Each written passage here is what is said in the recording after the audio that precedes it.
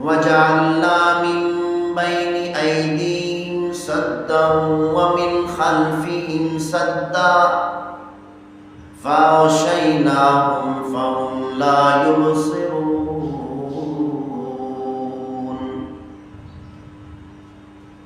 اللہ تعالیٰ نے اس آیت مبارکہ میں ارشاد فرمایا کہ ہم نے ان کے پیچھے سے اور ان کے سامنے سے بند لگا دیا، فَأَغْشَيْنَاهُمْ فَهُمْ لَا يُبْصِرُونَ۔ اللہ تعالیٰ نے فرمایا کہ ہم ان کو اندھا کر دیں گے کہ یہ دیکھ بھی نہیں سکیں گے۔ محمد صلی اللہ علیہ وسلم نے اس آیت مبارکہ کی تلاوت کرتے ہوئے زمین سے ایک مٹی کی مٹھی اٹھائی اور پھینک دی کافروں کی طرف، تو اللہ تعالیٰ نے ایک مٹی کی مٹھی کے ذریعہ سے ان تمام کے تمام کافروں کو اندھا کر دیا۔ پیغمبر صلی اللہ علیہ وسلم اپنے گھر سے باہر نکلے، سیدھے حضرت ابوبکر صدیق رضی اللہ تعالیٰ عنہ کے گھر پہنچے۔ وہاں سے پیغمبر صلی اللہ علیہ وسلم نے ہجرت کا سفر شروع کر دیا۔ غار ثور کے اندر 3 دن اور 3 راتیں گزار دی۔ بڑے بڑے بادشاہ دنیا میں آئے ہیں، تو ان بادشاہوں نے دنیا کے اندر قتل و غارت کی، فسادات پھیلائے، بدامنی پھیلائی، خون بہایا۔ جیسا کہ ہندو مہاراجے آپس میں لڑے، مہاراجوں نے آپس میں جنگیں کی، خون کی ندیاں بہا دی۔ مراٹھوں نے قتل و غارت کی، لاشوں کے انبار لگا دی۔ ہندو اور مسلمانوں کے درمیان تفریق کیے بغیر ہندوؤں کا بھی قتل عام کیا اور مسلمانوں کا بھی قتل عام کیا۔ ہر طرف خون ہی خون ہوا کرتا تھا۔ اسی طرح دنیا کے اندر بڑے بڑے بادشاہ آئے، انہوں نے دنیا کے اندر اتنی قتل و غارت کی کہ خون کی ندیاں بہا دی، لیکن قربان جائے محمود صلی اللہ علیہ وسلم پر۔ پیغمبر صلی اللہ علیہ وسلم کے ساتھ بڑی دشمنی کی گئی۔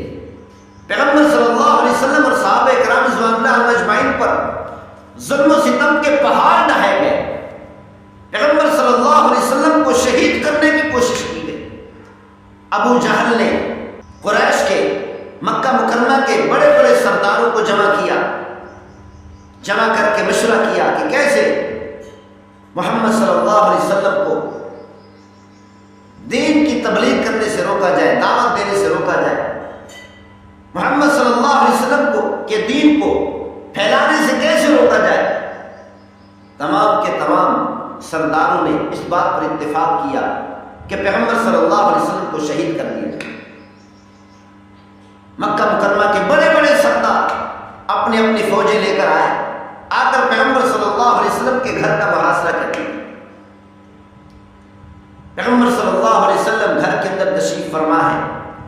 پیغمبر صلی اللہ علیہ وسلم کو اللہ تعالیٰ نے بتایا میرے محبوب، دشمنوں نے آپ کے گھر کا محاصرہ کر لیا، آپ کو شہید کرنا چاہتے ہیں۔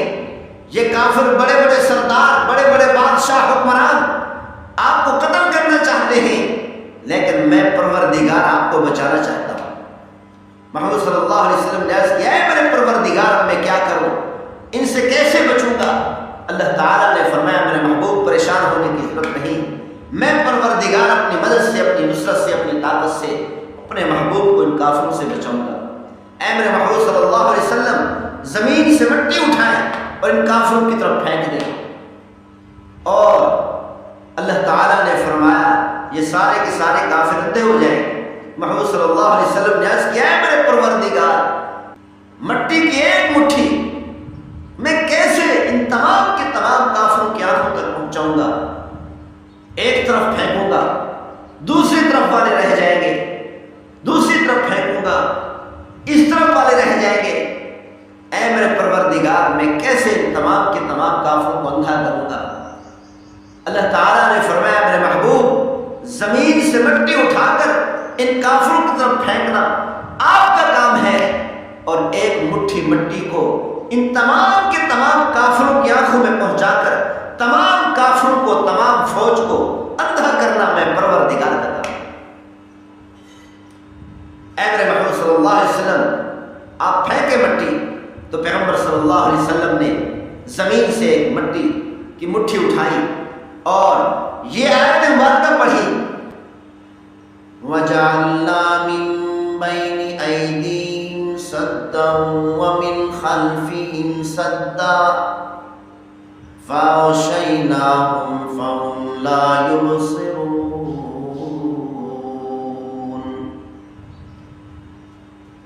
اللہ تعالیٰ نے اس آیت مبارکہ میں ارشاد فرمایا کہ ہم نے ان کے پیچھے سے اور ان کے سامنے سے بند لگا دیا، فَأَغْشَيْنَاهُمْ فَهُمْ لَا يُبْصِرُونَ۔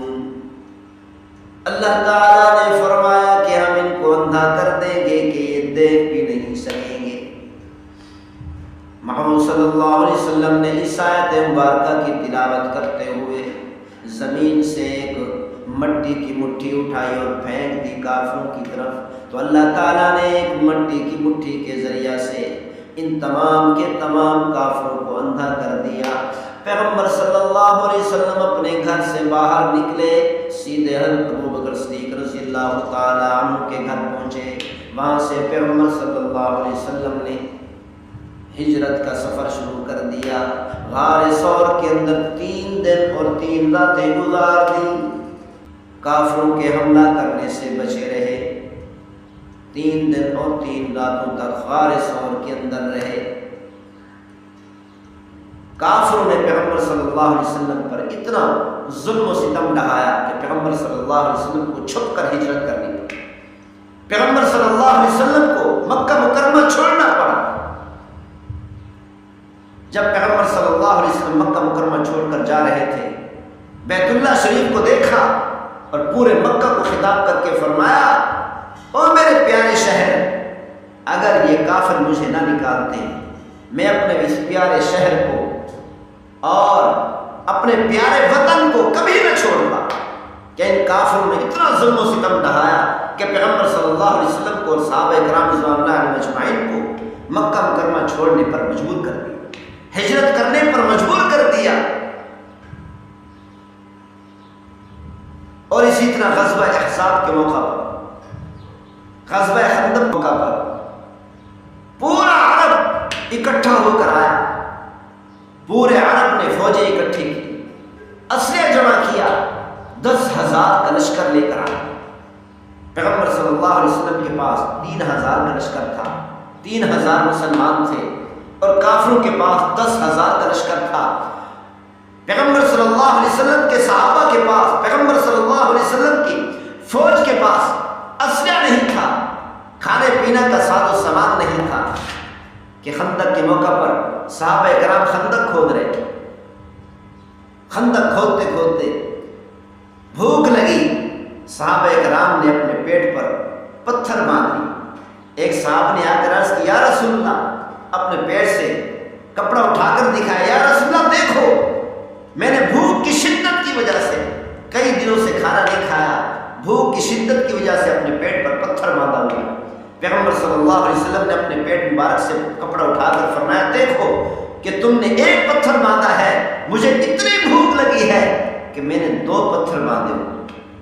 یہ پتھر اس لیے باندھتے تھے کہ پیٹ کمر کو لگ جاتا تھا اور کمر جھکنے لگ جاتی تھی، پتھر باندھ لیتے تھے کہ کہیں بھوک کی شدت کی وجہ سے، پیٹ کے کمر کو لگ جانے کی وجہ سے کہیں کمر نہ جھک جائے، اسی لیے پتھر باندھ لیا کرتے